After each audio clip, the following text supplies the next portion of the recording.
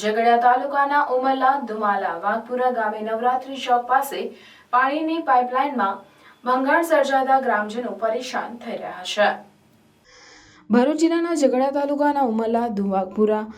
ગામે ઘણા દિવસોથી ગામના પીવાના પાણીની પાઇપલાઇનમાં ભંગાણ સર્જાતા હજારો લીટર પાણીનો વેડફાટ થઈ રહ્યો છે। પાણીની પાઇપલાઇન ફાટી ગઈ હોવાના કારણે મેઇન રસ્તા પરથી આ પાણી પસાર થાય છે, જેના કારણે આ રસ્તા પરથી અવરજવર કરતા લોકો તેમજ શાળાએ જતા વિદ્યાર્થીઓને ખૂબ જ મુશ્કેલીનો સામનો કરવો પડે છે।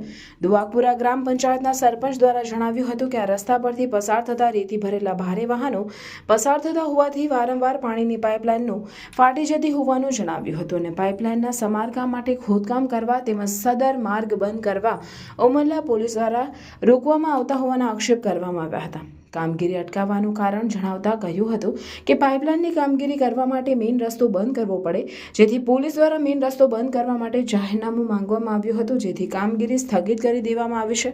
ત્યારબાદ વાઘપુરા પંચાયત દ્વારા ઝઘડિયા મામલતદાર, ઝઘડિયા ટીડીઓ તેમજ કલેક્ટરમાં લેખિતમાં આ બાબતને જાણ કરવામાં આવી હતી। હાલ તો પંચાયત દ્વારા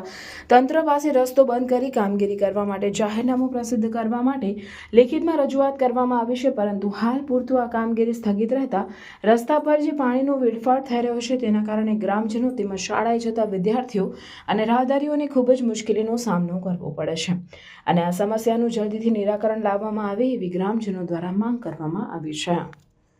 છેલ્લા કેટલાક દિવસથી ડુંગરા વાઘપુરા પાણીની પાઇપલાઇનમાં ભંગાર સર્જાયો છે। આપ સરપંચ શું કહેવા માંગે છે? અઠવાડિયાથી ભંગાર થયેલી છે લાઈન